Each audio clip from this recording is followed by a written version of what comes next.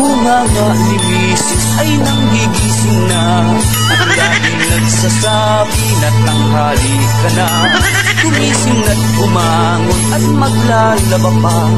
Maraming hugas ang plato at kutsara. Ang misis ko'y tuluyan nang nanggising upang ako'y utusan niyang magsaing ang kondisyon. Makakainom ng gin basta't matapos ko ang lahat ng labahin. Ang utos niya gabi-gabi huwag nating limutin.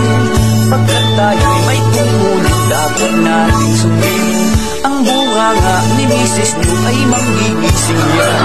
Dapat kang manahimik habang naglalaba.